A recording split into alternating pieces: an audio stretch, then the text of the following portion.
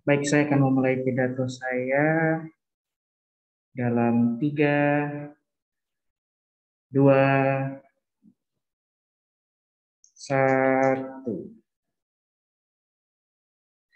Konteks yang ada di status quo. Perundungan dilaporkan kepada pihak berwajib seperti polisi dan petugas hukum dan secara eksklusif ditangani oleh mereka. Pertanyaannya, kenapa status quo tidak cukup? 1. Di status quo perundungan masih banyak terjadi. 2. Beda dengan hal-hal seperti kekerasan seksual atau narkotika yang secara eksplisit lebih sering dapat pelatihan dan perhatian baik dari instansi pemerintahan seperti BNN maupun dari gerakan sosial seperti feminis ataupun pemerhati pendidikan sekalipun.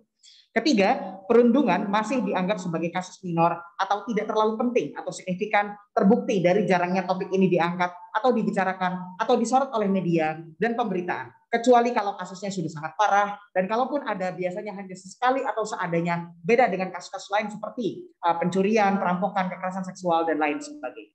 Jadi, karena ada permasalahan ini, saya rasa perlu adanya usaha tambahan untuk menangani kasus perundungan agar ditangani lebih baik. Mekanisme. 1, sesuai dengan biasanya prosedurnya kita akan adakan laporan, lalu setelah laporan akan ada investigasi, lalu akan ada hukuman. Hukumannya akan berupa detensi atau pekerjaan sosial atau skorsing ataupun DO. Dan ini akan disesuaikan bergantung dengan tingkatan perundungan dan seberapa banyak mereka sudah melakukan tindakan ini. Ini akan disesuaikan oleh pihak sekolah yang akan mengatur ini semua. Ketiga, asumsinya dengan narasi ini akan ada penuangan sumber daya yang lebih banyak kepada sekolah dalam bentuk misalkan pelatihan-pelatihan oleh investigator profesional, ahli dan peneliti kasus-kasus perundungan, baik seminar ataupun kegiatan bengkel atau workshop. Ini sudah terjadi sebelumnya, misalkan kita lihat dari kasus penanganan narkotika, pelatihan-pelatihan seperti ini juga sudah pernah dilaksanakan dan diberikan kepada sekolah. Kenapa mekanisme ini akan bekerja? Apa bedanya dengan status quo? Mekanisme ini sudah terbukti ampuh sebelumnya dalam berkontribusi di misalkan negara Indonesia ketika bicara soal penanganan narkotika di lingkungan sekolah.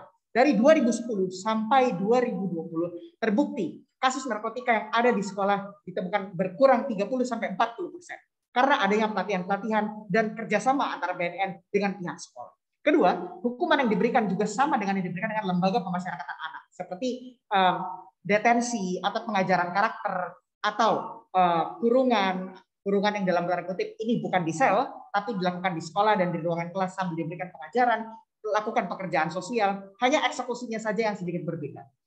Kenapa masalah perundungan ini bisa diselesaikan? Perlu kita pahami, perundungan itu kebanyakan berkaitan dengan masalah karakter.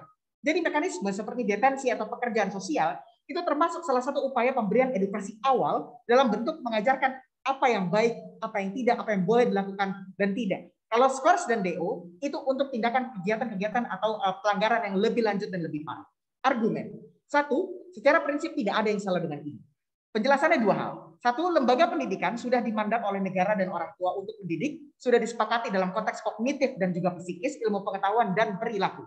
Baik negara yang butuh perkembangan SDM atau orang tua semua ingin ini.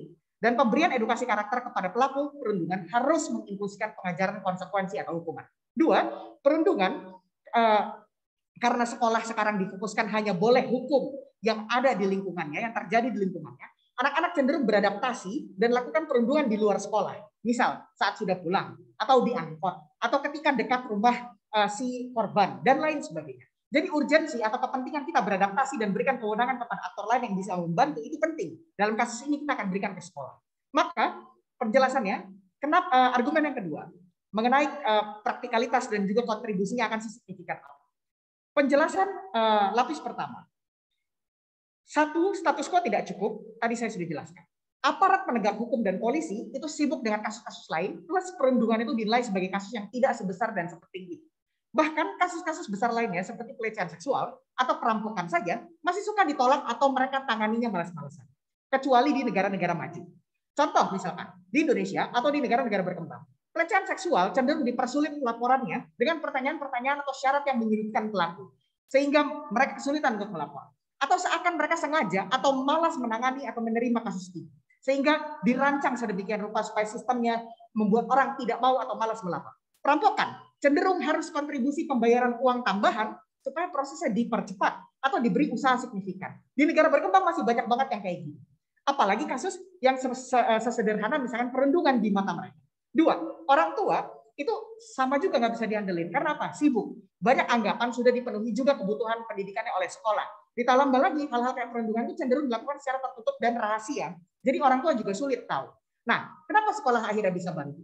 Satu, tambahan SDM dan tenaga dari sekolah tentunya tidak akan menyakiti aparat kepolisian. Kerjasama antar lembaga pemerintahan kayak polisi dengan sekolah atau pemerintah sama LSM itu udah sering banget terjadi. Nggak ada yang aneh. Kalau dibanding sama polisi, polisi nggak bisa berikan perhatian khusus ke perundungan. Jadi nanti anak favorit dibandingkan dengan kasus-kasus lain. Nanti orang-orang protes. Kalau sekolah, memang sudah termasuk kan tadi mandat mengedukasi karakter. Makanya mereka bisa memberikan perhatian lebih kepada mereka, memberikan bantuan kepada aparat kepolisian.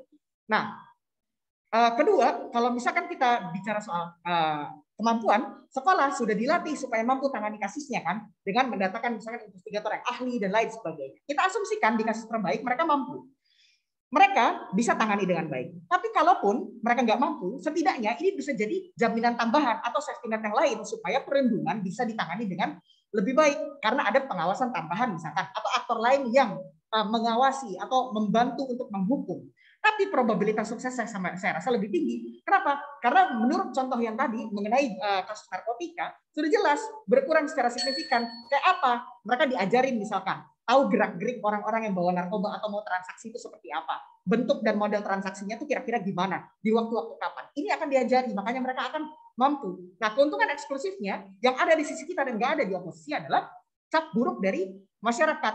Karena kalau Anda masuk dengan sisi oposisi, mereka akan ditangani lembaga pemasyarakatan. Ada cap buruk, kayak misalkan orang-orang yang masuk penjara atau jadi narapidana, itu kayak nggak bisa akses SKCK, atau kayak mereka dianggap sebagai sampah masyarakat. Ini juga nggak beda. Anak dianggap sebagai anak yang bandel, tidak terurus, nakal, dan lain sebagainya. Tapi kalau sekolah yang tangani, itu nggak ada. Oke, mereka mungkin dianggap bandel atau dianggap nakal karena dihukum sekolah. Tapi tidak separah dan sesignifikan narasi yang sudah bertahun-tahun terintegrasi dengan lembaga pemasyarakatan yang keras, yang kejam, dan kehidupan di dalamnya diisi dengan orang-orang yang tidak memiliki etika, misalkan seperti itu. Maka di sisi kita akan lebih eksklusif. Ditambah lagi, sekolah memang pada dasarnya sudah membangun hubungan kedekatan. Jadi kayak misalkan kita setiap tahun ada perpisahan atau ada kesan-pesan dengan guru. Yang ini nggak ada di lembaga pemasyarakatan. Maka siswa lebih mungkin mau menerima dan mau berkomunikasi dengan baik dengan sekolah atau guru-gurunya dibandingkan dengan lapas yang jelas sipirnya aja cuma jagain dan ngawasin doang.